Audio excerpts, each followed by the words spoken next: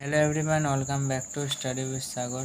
So এর আগের দিনে ক্লাসে আমাদের রুরাল অ্যান্ড আরবান কমিউনিটিস থেকে definition between city and village imagine society in 21st সেঞ্চুরিটি পুরো কমপ্লিট আমাদের হয়ে গেছিলো।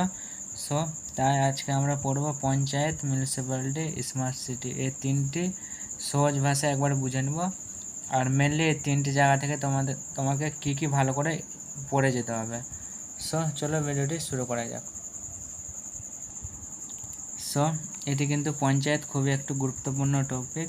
সো এখান থেকে তোমাদের 3-4টে এমসিকিউ অবশ্যই আসবে। সো এটি কেউ মিস করবে না এবং ভালো করে পড়বে। প্রথমে যেটি তোমরা মেনলি যাদের কাছে এই বইটি আছে, জাস্ট এখান থেকে একবার রিডিং করে নেবে আর এটাকে আন্ডারলাইন করে নেবে। পঞ্চায়েত কথার আক্ষরিক অর্থ হলো 5 জনের শাসন, এবং এই লাইনটি যেটি আছে এটা একটু মনে রাখবে। পঞ্চায়েত কথার আক্ষরিক অর্থ হলো 5 জনের শাসন। সো বুঝতে পারলে। আর যেটি আমাদের আছে প্রেক্ষাপট অর্থাৎ ব্যাকগ্রাউন্ডটা একটু ভালো করে পড়বে। এখান থেকে তোমাদের যেটি মেনলি পড়তে হবে, দেখো আন্ডারলাইন করা আছে, তোমরা জাস্ট রিডিং পড়বে। আর এখান থেকে তোমাদের দুটো টপিক আর একটি এমসিকিউ আসবে, দেখে নাও।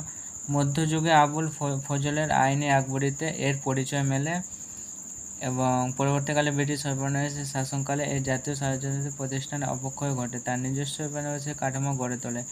এরপর গান্ধীজির গ্রাম স্বরাজ্য ভাবনায় পঞ্চায়েত রাজ্যের ভাবনা প্রাধান্য পায়। সো এই লাইনটি ইম্পর্ট্যান্ট।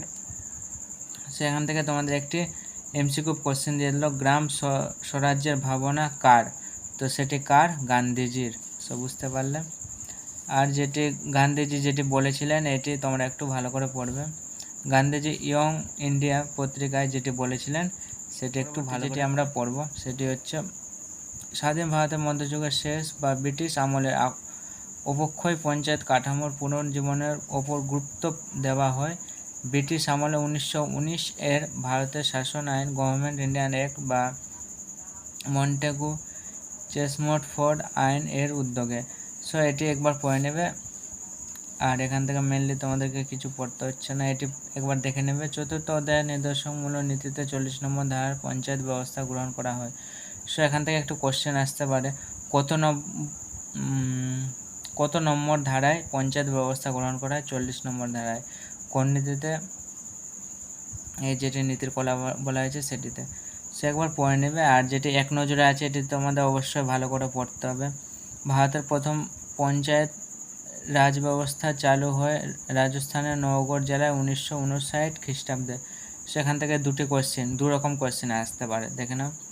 ভারতের প্রথম কোন জেলায় পঞ্চায়েত ব্যবস্থা চালু হয়? সব বলতে হবে রাজস্থানের নওগড় জেলায়। আর যদি এলো কত সালে প্রথম, তো বলতে হবে 1959 খ্রিস্টাব্দে। আর 1957 সালে প্রথম পশ্চিমবঙ্গের প্রথম পঞ্চায়েত আইন বিধিবদ্ধ হয়। তো পশ্চিমবঙ্গে কত সালে প্রথম? 1997। এবং 1997 ও 1963 সালে আইন অনুসারে পশ্চিমবঙ্গের 4 স্তর বিশিষ্ট পঞ্চায়েত ব্যবস্থা চালু হয়, এটি মনে রাখবে। 1973 সালে পঞ্চায়েত আইন অনুসারে ত্রিস্তরের পঞ্চায়েত ব্যবস্থা চালু হয়, আঞ্চলিক পরিষদের বিলুপ্তি ঘটে। 1978 সালে জুন মাসে পশ্চিমবঙ্গের প্রথম ত্রিস্তরের পঞ্চায়েত নির্বাচন অনুষ্ঠিত হয়। এই পঞ্চায়েত যেটি বললাম খুবই ইম্পর্টেন্ট, এখান থেকে তুমি ভালো করে পুরোটাই রিডিং করবে। সো 2-3 বার তুমি বুঝে যাবে। আর এখান থেকে একটি ইম্পর্টেন্ট কোশ্চেন আসতে পারে, সেটি হচ্ছে সিডিপির ফুল ফর্ম, অর্থাৎ এই ফুল ফর্মটি হচ্ছে কমিউনিটি ডেভেলপমেন্ট প্রজেক্ট। সিডিপির full form community development project. আর এই উদ্দেশ্য পূরণে প্রথম 1992 সালে সমষ্টি উন্নয়ন কর্মসূচি, সেটি হচ্ছে সিডিপি, বাস্তবের দায়িত্ব গ্রাম পঞ্চায়েতকে দেওয়া হয়, কিন্তু পঞ্চায়েত এক্ষেত্রে তেমনভাবে সফল হয়নি, কারণ অনেকের মতে এটি ছিল সমাজের উপরতলা মানুষের কর্মসূচি। সো বুঝতে পারলে, এভাবে তোমাদেরকে পড়তে হবে। আর জাস্ট এই পয়েন্টগুলো একবার দেখে নেবে, এখান থেকেও তোমাদের কোশ্চেন আসতে পারে। আর সমস্যা দূরীকরণের জন্য গঠিত 1957 সালে বলবন্ত রায় মেহতা কমিটি। সো যেগুলো সমস্যা ছিল কমিটি তৈরি হয়েছিল। সো 1957 সালে কোন কমিটি তৈরি হয়েছিল? বলবন্ত রায় মেহতা কমিটি। সো পরবর্তী যখন আমি তোমাদের ইম্পর্টেন্ট এমসিকিউ দেবো সেখানে এগুলো তোমরা দেখতে পাবে। সো এভাবে তোমাদেরকে পড়তে হবে। আর 73তম সংবিধানের সংশোধিত আইনের গ্রামীণ এলাকায় এর মূল বিষয়গুলি এখান থেকে জাস্ট পড়ে নেবে যেগুলো বিষয় আছে।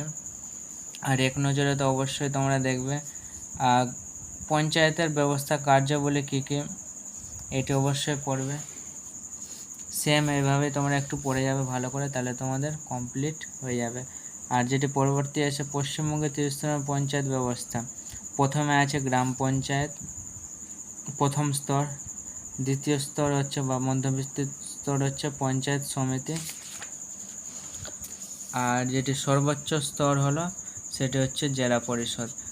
তোমাদেরকে যদি বলে সর্বোচ্চ স্তর কোনটি গ্রাম পঞ্চায়েত, পঞ্চায়েত ব্যবস্থার সর্বোচ্চ স্তর কোনটি, সেটি হচ্ছে জেলা পরিষদ।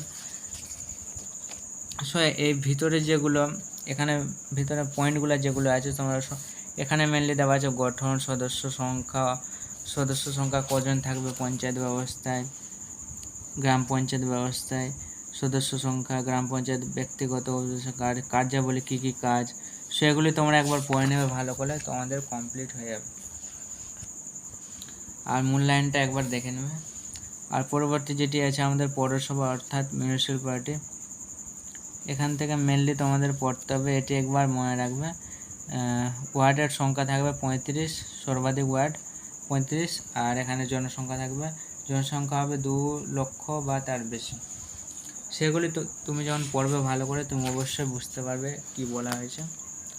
বুঝতে পারলে এগুলো জাস্ট একবার দেখে নেবে। এখানে আছে পৌরসভা কার্যাবলী অর্থাৎ কী কী কাজ, পৌরসভার কাজগুলি পড়ে নেবে একবার। আর পৌরসভাগুলির সীমাবদ্ধতা বা সমস্যাবলী এগুলো তোমরা পড়ে নেবে। আর পরবর্তী যেটি মেন আছে সেটি আমাদের স্মার্ট সিটি। স্মার্ট সিটি তোমাদেরকে সেম ওইভাবে পড়তে হবে। এখানে জনসংখ্যা কত থাকবে সেম ওইভাবে দেওয়া আছে। স্মার্ট সিটি কত সালে এটি চালু হয় সেটি তোমাদেরকে পড়তে হবে, দেখে নাও।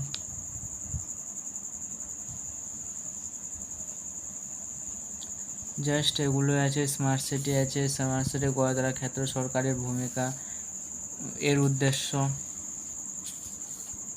আর পরবর্তী আছে স্মার্ট সিটি মিশন, এটি ইম্পর্টেন্ট। স্মার্ট সিটি মিশনটা একবার ভালো করে রিডিং পড়বে। স্মার্ট সিটি গঠনে সরকারের একটি বিশেষ ভূমিকা পালন করে। এ ব্যাপারে ভারত সরকার সারা দেশে 100টি স্মার্ট সিটি গড়ে তোলার জন্য স্মার্ট সিটি মিশন বা SCM চালু করেছেন। সারা দেশে ভারত সরকারের সারা দেশে মানে কতটি স্মার্ট সিটি গড়ে তোলার জন্য স্মার্ট সিটি মিশন চালু করা হয়, 100টি, বা SCM এর ফুল ফর্ম কি, স্মার্ট সিটি মিশন। এভাবে মনে রাখবে। এটি চালু করেন ভারতের প্রধানমন্ত্রী শ্রী নরেন্দ্র মোদী 2015 সালে 15 জুন। এটি কবে চালু হয়েছিল? 2015 সালে 25শে জুন, ভুল বললাম, 2015 সালে 25শে জুন। এই মিশনের মূল লক্ষ্য হলো ভারতের শহরগুলির নগর জীবনযাত্রার মান উন্নয়ন করার জন্য গৃহীত একটা সরকারি কর্মসূচি। এর জন্য নাগরিক এগুলো আছে তোমরা পড়ে নেবে। আর এখান থেকে আছে PPP, এর ফুল ফর্মটা কি, পাবলিক প্রপার্টি পার্টনারশিপ, এটি মনে রাখবে।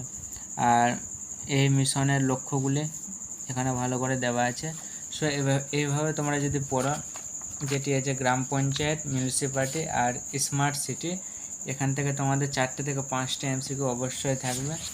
আর পরবর্তী ভিডিওতে তোমাদেরকে এখান থেকে আমি কয়েকটি গুরুত্বপূর্ণ MCQ তোমাদেরকে আমি দেখিয়ে দেবো পরবর্তী ক্লাসটিতে, তাহলে তোমরা অবশ্যই বুঝতে পারবে।